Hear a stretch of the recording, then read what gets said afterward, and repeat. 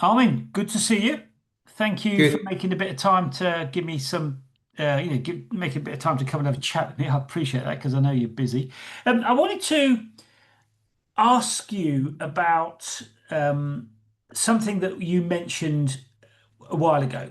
I mean, you were talking about how without transparency, AI is useless. I think I captured your quote. Was that right? And what do you mean Yes. by that? Just explain to people what you mean by that.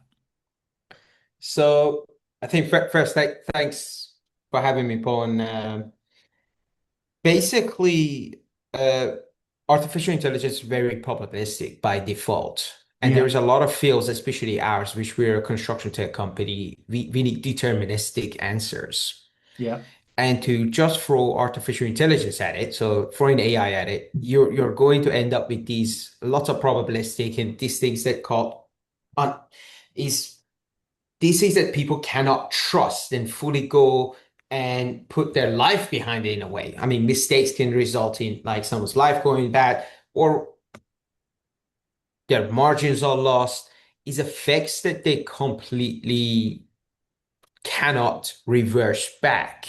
yeah, So in a world where you need to be deterministic, having AI that's not fully transparent on showcasing where it's got its rationale from, where it's got its pricing, margin, yeah, all the yeah, details from, you cannot trust it to go forward and action what it's telling you. yeah. Because presumably, if you're going to build a house or build a tower block or build a production facility or what have you, you've got to get the numbers right, which means you've got to have the facts correct, haven't you? You can't afford for things to be to for it to hallucinate. That's essentially what you're saying, isn't it? 100%, 100%. And it can't have that. And it can't, price is just one aspect of it. It can't completely forget that it needs certain permits. So you end up going out of work and you're like, oh, I'm missing a permit. Now forget about making profit. Now you're in the illegal side of things. So you're Yeah, doing yeah, something you weren't even supposed to yeah, do. So it gets much worse and worse. And there is a lot of industries that this other than just construction that are affected like this. yeah. One of the biggest one is healthcare, and AI is like consistently talking about how AI is helping healthcare every day, and it's like I'm kind of scared a lot of time because it's like how hundred how sure are we before we give this medication to this Yeah. individual? Yeah. I mean, it's certainly an interesting issue, I think. So, I mean, just explain how that relates to what you do. I mean, as you said, you're in a particular sector, aren't you? I mean, I get that AI's got to be transparent so that you can check it's not hallucinating. I mean, I totally get that. Tell us about how your technology is, shaking down. Yeah, so I mean to give you a perspective of what we have, I mean first item, and this is where we're doing construction. What we do today is the first item that we do is we do measurement. This often comes from an architectural drawing that you got from, which is your floor plan you got from an architect, Right. which you legally have to do if you're doing an extension or something because you need to send it and Yeah. government needs to approve it. That's it. The very first item on that measurement, what you see today is that when you throw it in an AI, it does not have the ability to do the measurement correctly. Why? Because this is a vision problem, not a LLM type of intelligence. It needs to read and measure the items you got based on the Right. scales and everything else. What happens today, it looks at it and it's first of all, it gets the measurement wrong, and it's for many hundreds of different reasons. The scale could be wrong, the or it runs out of context mind, so it has a limited context. So when you throw out 10 pages of like floor plan, because there's like multiple floors, or even 2 pages, it just runs out of context and it just doesn't read it. Or it mistakes symbols. One of the one that makes me laugh every time is it thinks toilets are doors because it has a curve. Right. Okay. So it makes critical mistakes or counts the windows wrong, counts the doors wrong. So what we have done here, we created our own vision models from our side. that actually looks at this in a and counts and measures based on the problem it is, which is a vision problem. By the way, when we're talking about vision models, it's the same sort of technology that they utilize similarly to self-driving cars, is understanding Okay. the surrounding, is understanding their specific problem, and understanding, hey, what does this symbol mean? And we have a definition for it, but we need to train it, and it needs to know this symbol specifically means this. This window, I need to count these right numbers, is extremely critical. And that you're given a very singular sort of information and a task to it, and that's all it is. You're not doing 100 things. You're not doing uh you're not in its mercy to have a good answer for you. You have to get 100% answer. Yeah. I mean, you can't afford to get it wrong, can you? That's the critical point because that creates even bigger problems, doesn't it? Yeah, I mean, last thing you want is to try to go to a toilet and there's just doors there. Yeah. Yeah. So how do you, I mean, given the tendency of AI to hallucinate, I mean, just give us a flavor of how you do that. I mean, how have you created something that doesn't give people the wrong stuff? I mean, the critical part is this again, like as I said, so we had to look at this from multiple. The first part was the measurement, and that was the most critical thing. And we have our own vision models, which comes from a computer vision background, and we got Daniel and I, we come from a background of vision. We come from a Right. background of immersive tech and understanding of surrounding, Yeah. spatial mapping, and that side. So we looked at pricing, we looked at the variation, we looked at construction project. Straight away after looking at it, we said, this is not just an intelligence problem. This is more of a vision problem and understanding physical words and the physics. So that was the initiation of the entire thing. Our saying was, we don't think this is the problem people think it is. We think Right. it's a visual problem in here. Yeah. With that understanding, we came in and started looking at, okay, it's a reading sort of thing. That meant that we needed to train our own vision models to read every item and understand every item and look at it more of a singular way to be able to give the answer. So we got many small vision models that are tasked with in parallel to do very specific singular jobs. That's one angle. Then we find out that that's not even enough because we work mostly in residential because there's a lots of different variation that comes Yeah. through. Yeah. We find that we need layers on top of that. So we started utilizing algorithms for pattern finding that then again improve themselves over time as well. What did we miss? A person changed something. This means we must have missed something or something is different. So there is vision models, there is pattern finding, and then there is a reviewer that comes at the end that just checks this. And this is the most critical item that we worked on. And this is the most critical item I think most people don't talk about, which is if you don't have the base foundation of measurement and understanding what the problem is, you have nothing. Yeah. So everything after is broken. So that's why we have our own ingestion pipeline. By the way, it's not just floor plan. We are also funded actually by European Space Agency. We get a lot of information that's missing from the paper from Okay. satellite imageries. We also find out how the instability of the ground. There's a lot of information out there Yeah. that today that Yeah. you can grab, and it changes the entire project. Yeah. It And let me changes. let me. I mean, I get the logic. Let me ask you. I mean, how much time and energy and effort does this save people? Because it seems to me that if you didn't use your technology, I mean, you've got a boatload of work to do. I mean, so how much, just give us a sense of how much value this creates for people. Yeah, so today, average job takes around 3.5 days. Worst follow up on that is like 4 out of 5 of them are just lost time. Yeah. So most people only win 20%. We transition that to within an hour, someone has an estimate ready to go out because within Wow. minutes we give all the information out to them. By the way, we're talking about measurements, quantities. Quantity is a different sort of problem again, and all the sources in full details to them so they can work from it. That's why it takes an hour because we always ask them to review it. But most importantly, this is I'm very proud of. We work with tradespeople and we work with contractors, builders who've had their win rate go from 8% to 46%. Wow. Wow. I So mean, I I was always about say to. we need to make the money. Otherwise, there's no Yeah. point. Everybody talks about saving time. Every AI solution saves time, but you need to do more. You need to Yeah. make sure Yeah. you help them win more money. Otherwise, they save time and they're just sitting there doing nothing.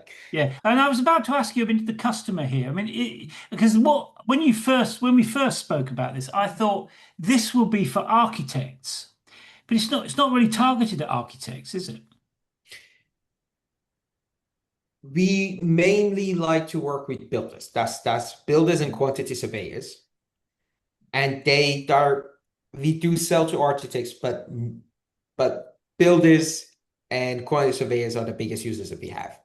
And why do they use it more? I mean, what is it about those particular categories? Why is that important for them?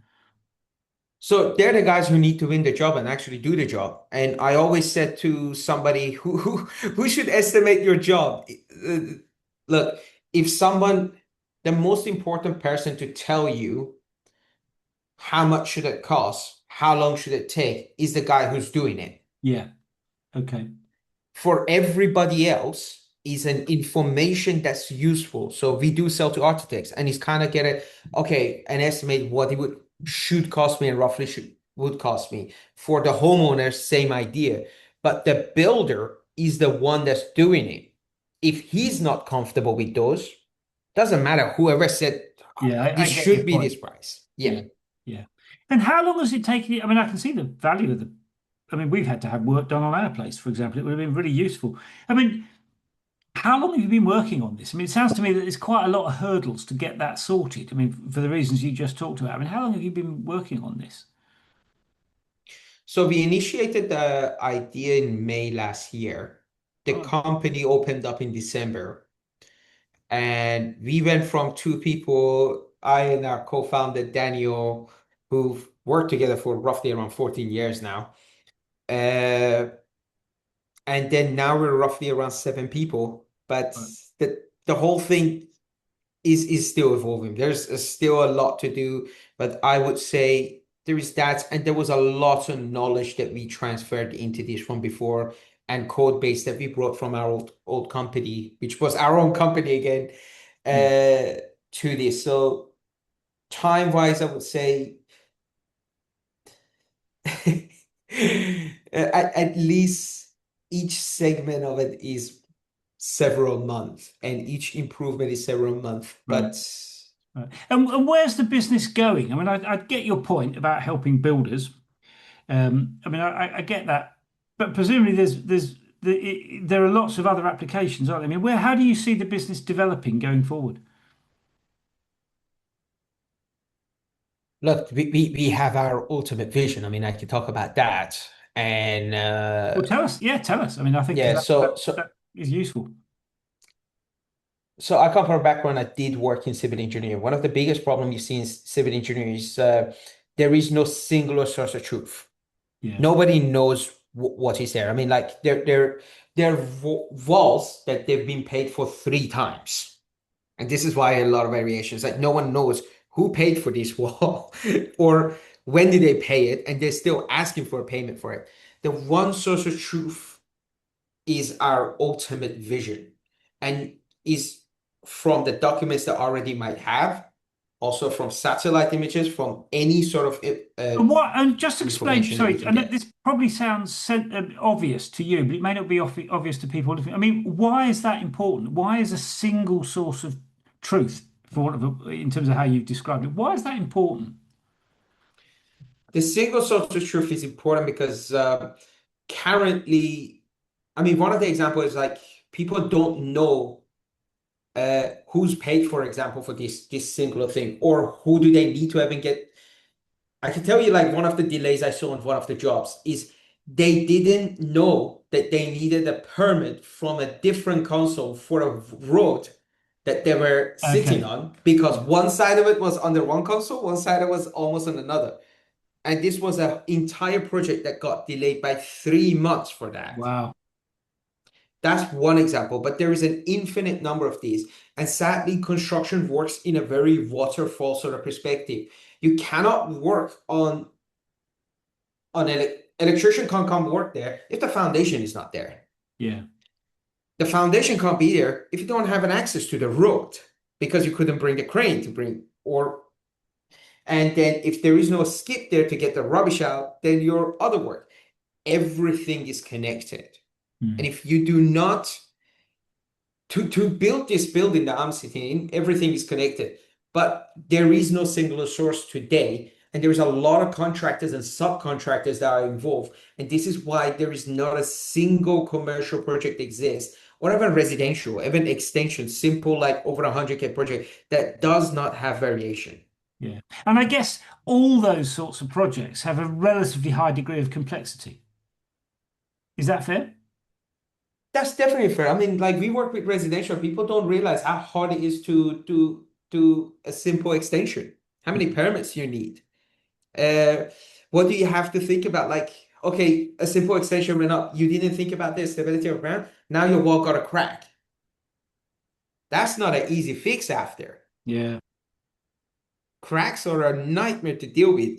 And there is companies who just give you a special type of cement that you can almost duct tape it, that you just pay like 10 to 20K for another 5 years. But really, if you are working with an unstable ground, that's gonna, Yeah. well, then you need to rebuild the thing. Yeah. So ultimately, what you're trying to do is help people build better stuff. Is that fair? That's fair, but it goes even higher than that. Ultimately, we want the builders to actually build because a lot of time, what ends up happening is this blocks us from building. Okay, so the problems involved kind of either stop or slow down the building process. That's There's, fair.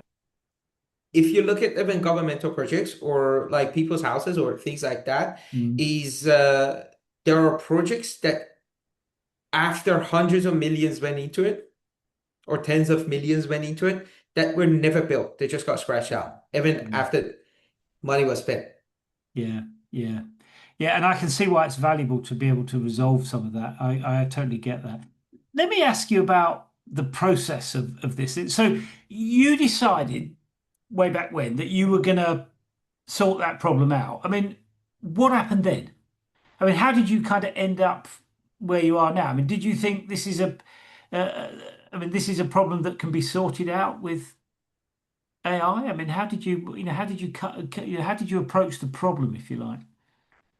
So this is why we come from pre-construction. I mean, the most important part that we thought is the earliest level we need to come in is pre-construction. That's why we look at Yeah. estimations, bill of quantity, takeoff, reading the measurements, like understanding the problem in the first place. Yeah. Before we can even imagine that sort of truth, we need to be at the very initiation of like, hey, let's work on planning. And that's why we sit at the pre-construction.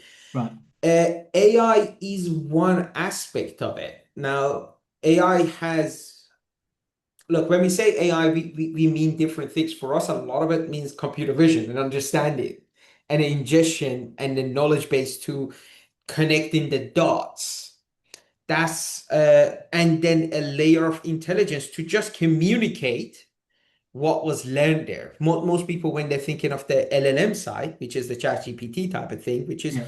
is just we use it more of a little intelligence layer to give the detail in a very, very simple language Right.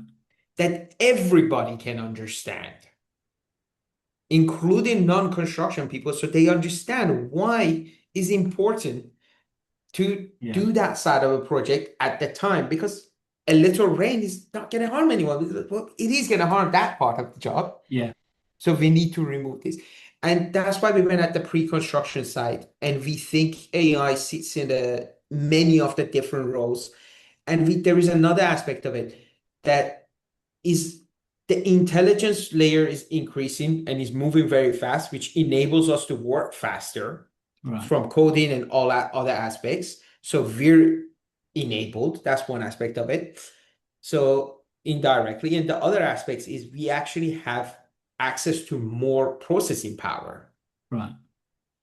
We have better technologies that years ago we could. And there is more funding. If I'm being honest here, there's more Yeah. funding Yeah. that are being thrown at this. So it's a multiple type of answer. Sorry if I wasn't a direct sort of why AI No, is no. I mean, it's very several interesting. answers. It's an interesting illustration of the problem you're facing, really. And was I mean, what? Well, rather, was building. Start again. What did you expect building a business like this would be like? I mean, because it sounds to me you're dealing with a lot of complexity.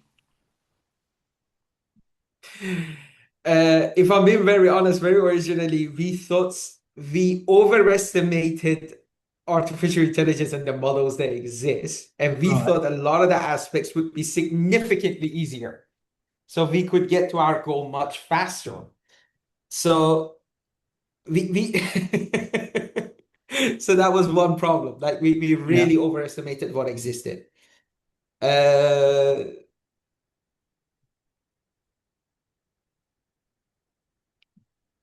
can I ask you to rephrase that question a bit for me to simplify it for me, please, a bit Well, to understand? I was interested in you because you've run a business before, haven't you? So I Yeah. was interested in whether you, in how what you expected to running a business like this, which has a big AI component to it. I was wondering what you expected that to be like. I mean, as you said, you thought that the AI would do more than it actually does. So I mean, I was just interested in your expectations of trying to build something in that using that technology and in that environment. Honestly, I think it was less AI related, that part of it. Why I started this company and why we started this company. Look, there's two type of founders. There's founder type one who likes a problem and is die hard for that problem. And there's a Yeah, founder type two, which I sit there more, which is likes to actually have a lot of impact. This is yeah, a field that I saw, especially in residential construction.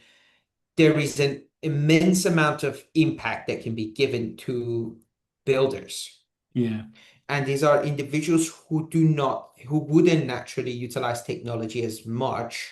yeah, And I'm not talking about construction, the biggest league. Yes, they have there and they will at point. Residential construction, we saw a lack of love coming toward here in a way, if I yeah, phrase yeah, it that way. But the highest amount of impact and actually highest yeah. amount of change in people's lives from all aspects, from Yeah. an I aspect mean, and the of other interesting thing is that every government that we've had for years is insistent that they're going to build more homes. I mean, it seems to me that part of what you're trying to do is create a situation where you can help people build more homes. Is that fair? 100%. 100%. I mean, I gave you the fact that they're spending days and days Yeah. just writing estimates to win jobs. These are, look, this when you see a contractor or a company that's like making 2 or 3 million, who do you think is writing the contract? Yeah. And a lot of the time is the CEO. And the CEO is the foreman on the site.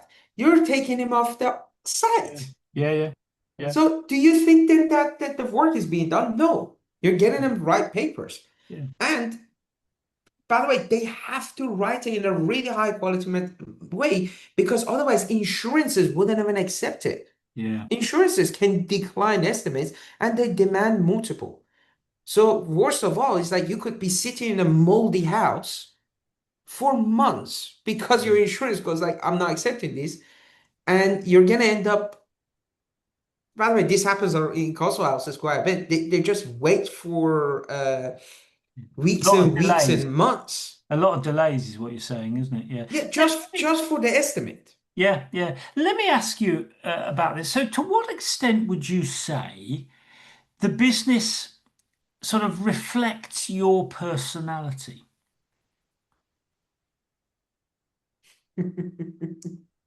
I like to say very highly. I the business itself. I like to say highly because I have this characteristic of that. I want to do stuff, and anything that Yeah, blocks me from doing it is just I just don't understand. I'm like, okay, we just need to do and just do the work, rather than jumping through hoops and regulations and other stuff. I want to see, like, if I say I'm gonna build this phone, I want to see the build. I want to see the physical thing. yeah, That's why probably I like construction, because there is a physical thing that comes out of it, yeah, and anything that blocks it, uh, yeah. So I think it fits my character very well in that way. yeah, yeah. And it's about, I mean, if construction isn't about getting stuff done, I mean, what is? I mean, I totally take your point. I mean, having been involved in some of those things in the past, I mean, it's absolutely right. I see that, and like you, I mean, I think it's actually very, very helpful to people that are trying to make progress and struggling with all the sorts of obstacles that get in the way. Speaking of obstacles, I mean, my experience of building a business was that it was pretty good fun actually. I really enjoyed most of my experience building businesses. But then it's occasionally punctuated by near-death experiences when things go horribly wrong. I mean, what's been your experience of the kind of ups and downs, the roller coaster of building a business? I I 100% agree with you with that. Look, I mean, people ask me, what is it I do day to day as a CEO? I like to kind of phrase it as, I'm sitting here, there's fires around me, and my job is to put down the biggest fire Right, okay. and not us all burning down.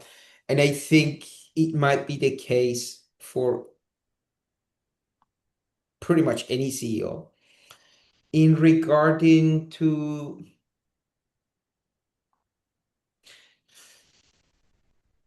I do you want me to kind of give an example of like a failure that we Now, let me dealt ask. with, Well, or? let me ask you about something you've just said because you made. I mean, what you said is that most CEOs have to spend a lot of time firefighting, and I think that's Mhm. true. I mean, you hear that when you talk to people. I talk to a lot of them, and so I think that's true. But one of the challenges is how you go from fighting fires, which is reactive, to being proactive, which is about how I'm going Uh, to drive the business forward. I mean, what's your take on that kind of balance, if you like? I mean, because it's very easy to get to spend half your life trying to firefight, isn't it? I think that one of the most important things is to have a clear vision. What is your vision? What is it that you want at an outcome? And then the second part followed by that is actually have it written and timelined against it.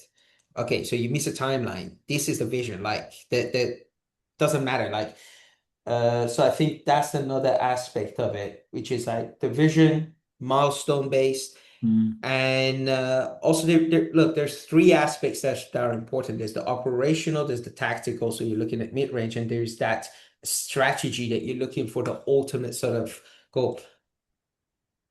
I think there is one aspect of it that I have to point out is you have to have other people beside you that look at each aspect of it, and right. you need to almost explain that are almost in the control of each aspect, to give you that room to think about strategy and have your higher people to also know their strategy and to Mm, not deviate. So I think it's a lot to do with delegation in a way of that mindset as well, and know yeah. who's the best person for the operation, who's the best person for the tactical, like to keep us alive. And also, is it timeline based? Look, if you're a startup that like just are getting off the ground, I would say you really shouldn't even think about strategy in a way at the very start. Your entire problem should be going and engaging clients, Mm, going and engaging customers, going and engaging people to understand what is the problem. By yeah. the way, this is a funny fact that I keep learning, and it beats me in the backside, and I learn more and more of it, and I see it. In Britain, we have this awful culture of like, we create a solution, then we go and look for a problem. Yeah, yeah, And then we're like, we have this strategy against this stuff. So I think if I'm breaking it down, I think if I'm breaking down like my answer to that, it's like it depends on the time where your business is. And I think at the phase where our business is right now, it helps that we have that vision. It helps that we have those milestones, but it really helps that almost every day I'm in touch with different contractors, different people, and understanding the problem and making sure we're on the path of helping and bringing Yeah. I mean, impact. I think that's really good advice because what you're saying is you stay focused on what matters to customers. And in one sense, everything's sort of secondary to that because if you don't focus on what matters to customers, you haven't really got a business, have you? Let me ask you though. I mean, you've done a lot of the heavy lifting, if you like, for the business. I mean, how do you see the next bit of the journey?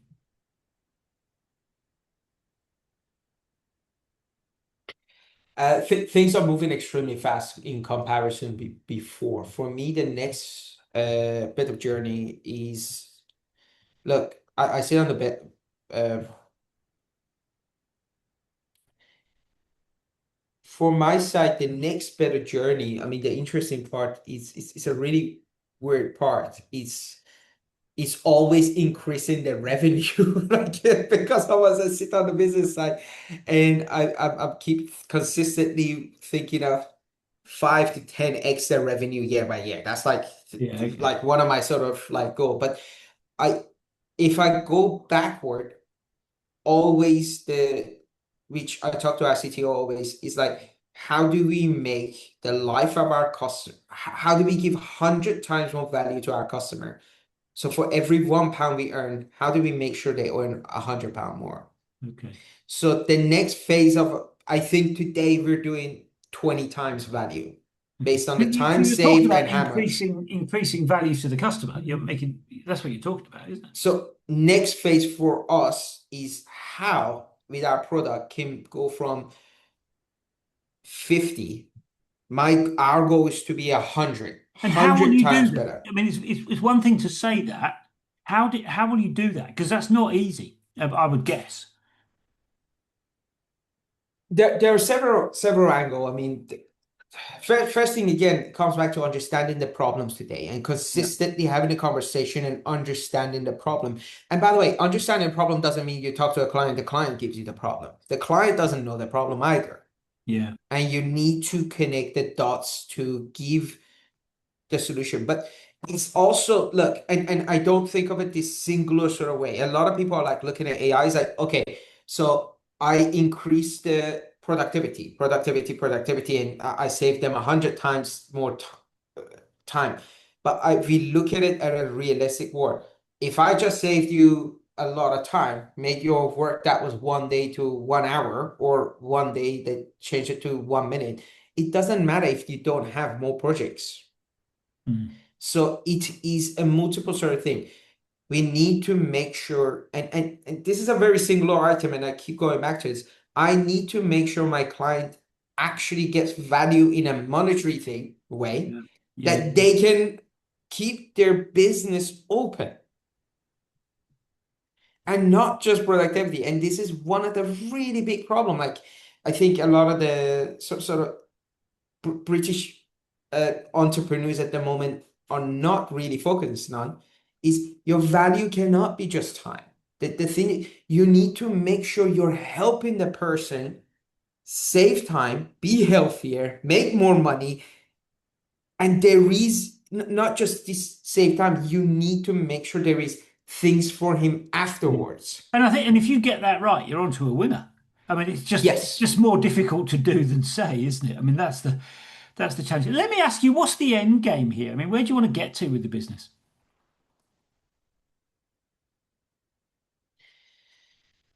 The biggest sort of wish that I have, I mean, there is a few items that I really care about that I want for everyone in our team. Which is one is I want every single employee that we have to have enough wealth that they don't have to worry for themselves or their kids. Right. That's something that motivates me every day. And then another thing that I want to have is to have a business that's like that is fun. The culture that people can be themselves. And where do I see it to be? Again, I'll go back to that. I wanted to bring 100 times more value. This is the point of technology. In my opinion, the point of technology in the first place was we look at what's luxury, very few people have access to, and bring that to the masses. Imagine every builder could be able to win their jobs, like without worrying about the language, without worrying about things. We would have a lot more houses done. So Yeah. the Yeah. Yeah. society would become better. Yeah. So it's for me that business being to a point where more and more people can have these advantages. Yeah. I But mean, of course, those are yeah, big ambitions. I mean, what you're saying is, make all the staff rich, do a yes. great job, build more houses. I mean, yeah, I mean, I like to see a bit of ambition, and I think that's a great ambition. I mean, it's easier to say than do, would be my guess. We're thinking a bit more than just houses because we're looking at energy sector, we're looking at Yeah. other sectors as well because uh, I that is the next sort of thing that we're trying to bring into the company, which is we're looking at residential, but energy is such a big Yeah. problem across Europe and UK, and I think that needs to be hit. I mean, we should not be paid, and it directly affects residential. Yeah, it It does. should Yeah. not be That's a this very much of good a point. problem. It's a very good point, that. Let me ask you about being the CEO. I mean, is it, I mean, did you expect to be the CEO? Or sorry, did you expect being the CEO would be like it is? I think I like to answer your first question. Did I ever expect to be CEO? I never wanted to be a CEO because especially uh, I sometimes talk to people and I say, "Oh, I'm the CEO," but that is not because I couldn't get a job. I swear to God, I can get a job, but Yeah, yeah, I got forced into being a CEO. I come from a background of like I had technical director role and then chief product officer role, and then I got pushed into this because I just had a I wanted to have an impact. So right. in maybe sorry, I did the politician thing. I answered what I wanted to answer, not what you asked. No, I mean, I think your Yeah. motivation comes across. I mean, I think I get that. Yeah, Wanting to have an impact. I mean, that's a good thing. In a difficult environment, actually. I mean, it's a bigger challenge than I would have taken on because it's so, I mean, you obviously know more about it than I do, but it's a difficult, I mean, you're working on trying to fix a difficult problem. And if you can fix it, I mean, you'll do pretty well out of that because it's a big problem. Let me ask you about the flip side. I mean, you do it because you want to have an impact. That's a good thing. What would you say is the most difficult thing about being the CEO? Because it doesn't sound to me like it's all roses. absolutely not. It's probably the loneliest job you ever have. You're Mm. consistently protecting others from under seeing all the pain that you go through. And this includes having your co-founder, CTO, and others. Like probably even like I don't even talk about all of it with my own wife. And there is a lot of pain that you go through and day to day, and they can be like it can be small stuff like bad feedback. It can be very critical stuff like, oh, this critical list of GPUs that we needed, and we got to say, yes, you will have access to these, that then we will send it to I can provide it to our tech team and then they can train models. Now I don't have access to these GPUs. That's a big fire, and that's the entire team let down. And within days, you have to fix it, or you're behind by months in work. Yeah. And then funding for different, like, funding is one aspect of it, but people think just because you got the money, your problem is solved. No, actually, right now, there's a massive shortage of talent, there's massive shortage of equipment, there's massive shortage of everything. And they all have a cascading effect.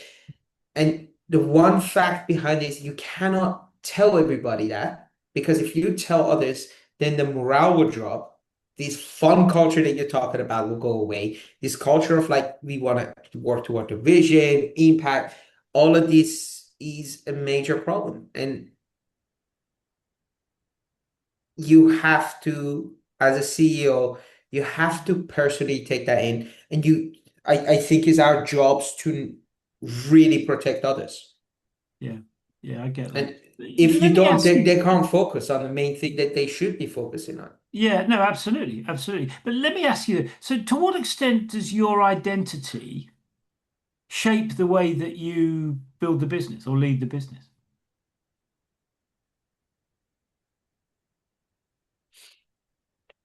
I think it's pretty heavily on that side. I mean, if I'm being very frank, I always everyone around me are significant. I do believe significantly smarter, and I always had this. I thought the way to success for someone like me, for example, and my characteristics are very supportive. Uh, and my job is to be the support character for him. If you watch a movie and you see someone supporting in the background, that's my job. And that I don't see myself in any other aspect than, and my characters are very supportive of like enabling others to be the best Mm. their best self. Yeah, And I do think that's basically coming through here. And I'm always impressed by what the team does, what whoever we involved does, and I want to do it also externally. Like we're enabling builders to build better, yeah. I mean, build more. when we talked a few weeks ago, I think I remember you saying that you kind of see your people as a family. Is that fair? I think family, yes, but I also see it as is my responsibility, and that's the pressure. Yeah, yeah. So when So, we talk about pressure, that's the pressure. It's my responsibility to make sure the salary always goes to her account.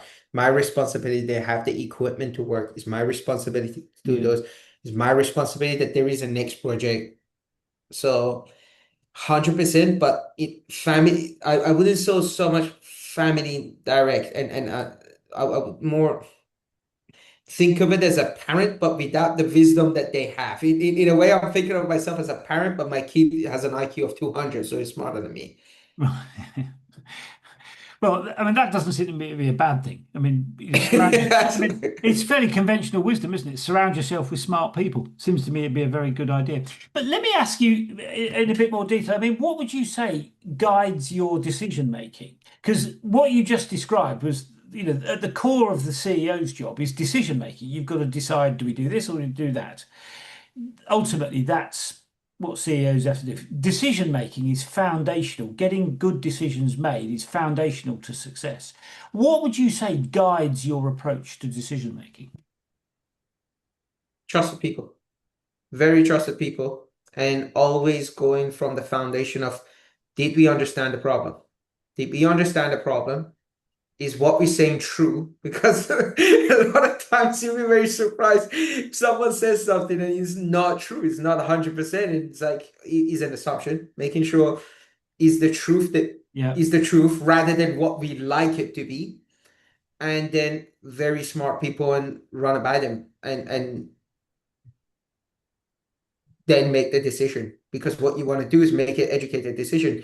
And I'll tell you one other thing is, don't overthink it, because I make this recommendation to other CEOs when I was consulting, and it was, there is nothing worse than a stale sheep. A sheep that doesn't move, all the crew will hate the guy.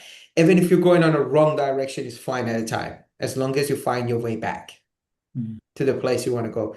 So I think not being hard on myself on that aspect and going back is like, it's okay to steer the ship the wrong way some ways, but you need to talk with the team, you need to talk with other things, and you need to accept what is coming your way and what is the truth rather than being delusional. And it's really hard. It is really hard to Yeah.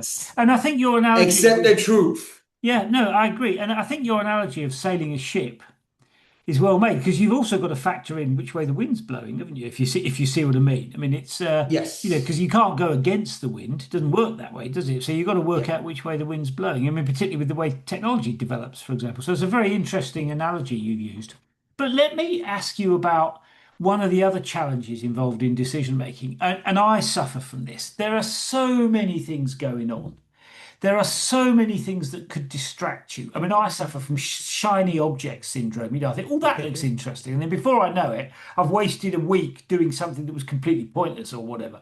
So, how do you, I guess what's behind my question is, how do you, if you like, find a way through all the noise and all the distractions to work out what you're going to do and what you're not going to do? I mean, what's your take on that challenge? I think that comes back to understanding your customers, understanding the end user is again we every single item, and I had this today. I was in an earlier call with a individual understanding their problem, like what do they need to send to their clients Mm, who are actually architectural firms. Yeah. And we already had features in our list of to do. We have a backlog of to do. Every time different requests are made, different impacts, we know each item, what does it solve, and how much we look at it, how much impact it has, how long it takes us to do this job. Mm. And based on those, that's how we choose what should be the first actual item that we do. So it has to have real impact. And the other parts are like, how long does it take? I mean, look, there's a billion different issues that we could Yes. solve and it could have a lot of impact. But if it's going to take our entire time, 2 years to make, we can't even touch that problem because we didn't create it. So in effect, we created Yeah. zero value. It's really easy for people to say, oh, create the biggest value and find the biggest problem and solve that. Well, you're either Jeff Bezos with infinite money, so you can do that, or you're Yeah. a founder in a more realistic world. You need to have impact within this X amount of timeline.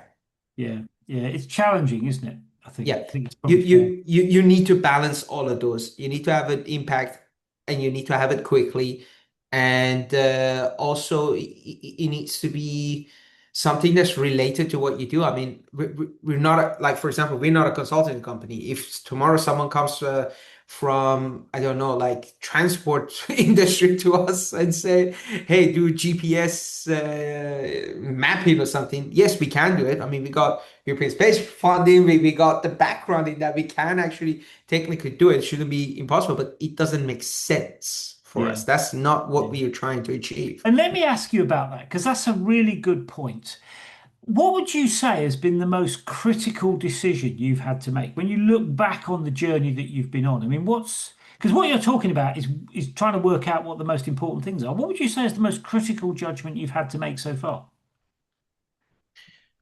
Significantly invest more into the takeoff that we have that we internally have now is our own IP now. By takeoff, I mean the measurement side.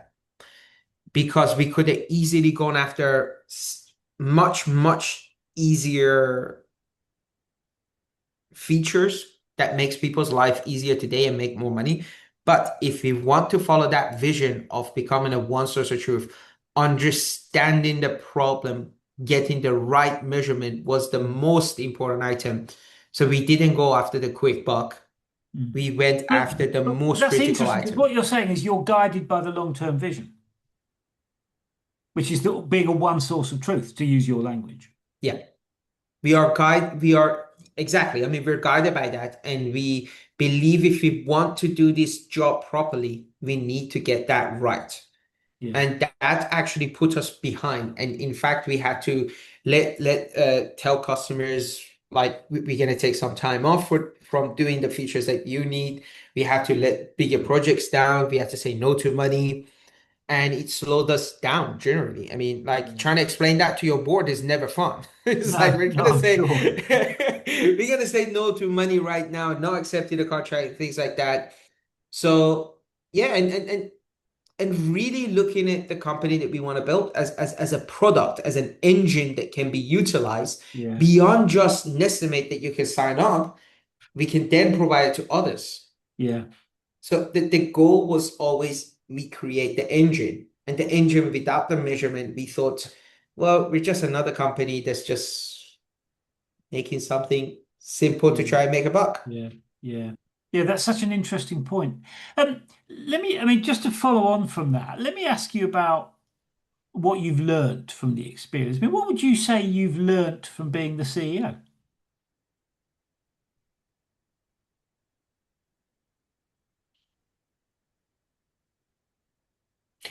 I think this came actually even before being this company.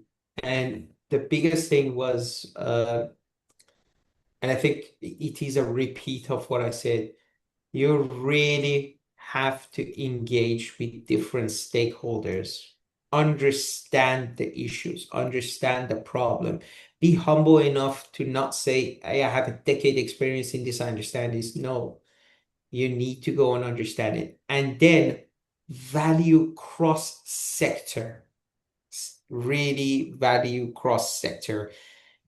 A lot of the big problems, and this is actually how, like, our engineering actually comes from like some game industry, computer vision, that you can solve the biggest problems like for construction, for defense, and actually this happens in defense, in healthcare, by bringing different mindsets Yeah. into it. But really being humble enough. Like today, I'm being very clean. Like, but yeah, I need to go on a work site. If I am working on construction, I cannot be in office Yeah. all the time. I need to go on site. You'd be very surprised how many office workers in construction have have not even gone on the building sites to Yeah. understand, and they're building this thing for this guy, and they've never been there. Yeah. So I've learned that it is extremely critical to do that. Otherwise, you're gonna end up building a solution and then looking for a problem. Yeah. No, We do absolutely. that a lot.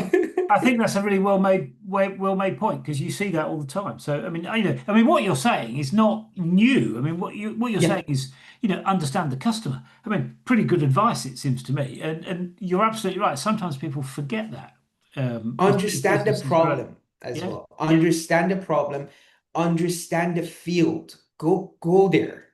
yeah, Because you cannot say, okay, solve this problem on a computer, or like in immersive tech they had these like massive glasses, or they got this massive machinery. It's like, go there, you can't even get through the door. yeah, yeah. Let me ask you Who about a made different. this? Let me ask you about a different learning experience. I mean, what would you say you've learned from the successes that you've had?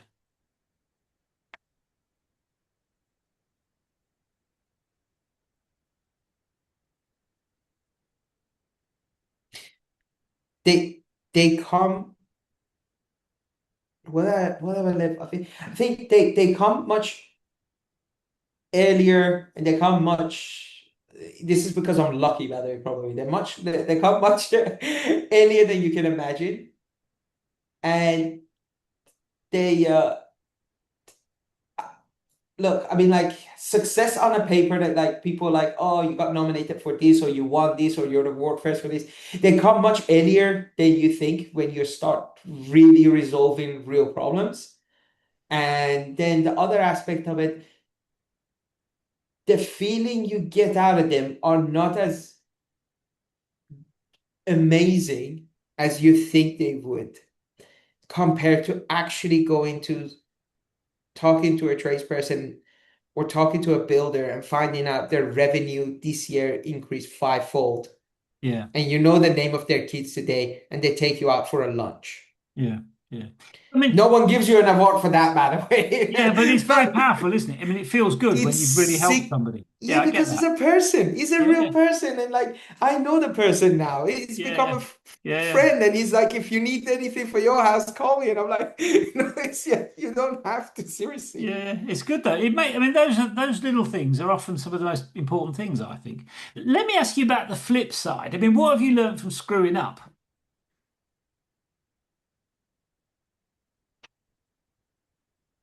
Move on. You want me to move on Sorry, from the question, or you move mean on. you learned to move No, on? no, no, no. Move on. It's like, look, you gotta make mistakes. As a CEO, you gotta make mistakes. There's so many decisions that you're making. Just do it quickly, learn quickly, move on quickly. Hmm. You cannot look back. I mean, let me just even point it to like the simplest thing. You're gonna get depression if you think about it.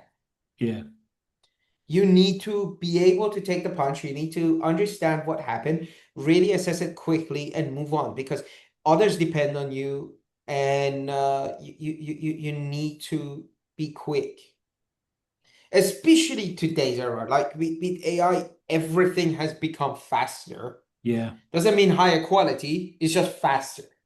You need to move on. yeah. Like, Yeah. and not overthink it. Think it, but don't overthink it. Yeah. And I think that's a well-made point. You see, I think that entrepreneurs generally are very good at that. I mean, unlike politicians, for example, who would never admit they've made a mistake. I mean, entrepreneurs are very quick to say, we got that wrong, we're going to fix it. Because if they don't fix things, they go out of business ultimately. So I think that's one of the things I really like about working with entrepreneurs. They're quick to identify problems, they're quick to identify mistakes, and they're quick to move to address them. And I think that's partly what makes entrepreneurs successful? I mean, there are lots of other things as well, but that's one of the things that you see is that ability to acknowledge there's a problem, to figure out a way to solve it, and to move on quickly. So I think it's a well-made point there about moving on because you've got it really. But on that note, though, let me ask you about one final thing, or let me ask a couple of final questions. I mean, what would you say is the key to being a successful CEO? I mean, I I don't think I'm successful enough to. I've not hit the level of saying I'm successful on that front. So these are just my humble opinions, probably, or even that people shouldn't like really listen to too much. I think caring is one of the most important thing as a CEO that you should have because literally, especially if you're employing people, other people are trusting you. I think you should also have really depend on what you're building again. I mean, like for example, for us, we're working toward a really big vision. So uh, Yeah. that's relative. Again, not everybody will, has the same vision. So I think mainly the one thing I would say caring, really care because other people are putting their well-being almost in your hand, like their future, their family, and understand that just because you got Brian or Suzanne in your team, they have family. This is their life. They're trusting It's a big you in it. responsibility, is what you're saying, isn't it? It's a big responsibility.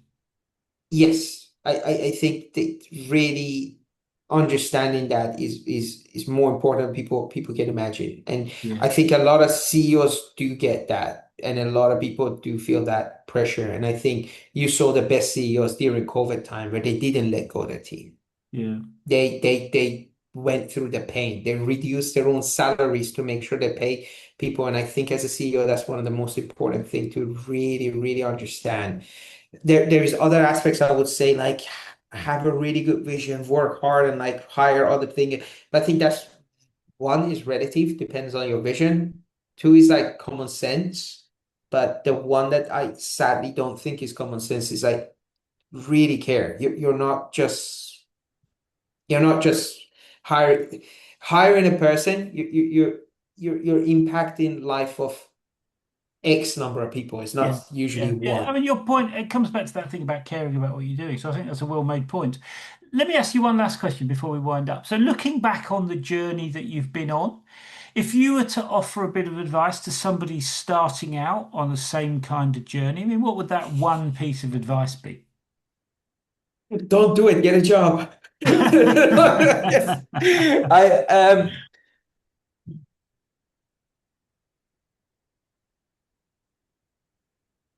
have the most important things that you care about there and explain to yourself why do you think this is it and explain it to your wife as well because if you're building a business is not a get rich in fact statistically you can go and look this up being an entrepreneur is one of the lowest chances of becoming a very successful person. Yeah. So really know why you're doing it. Yeah. I think that's And very good advice, actually. Know why.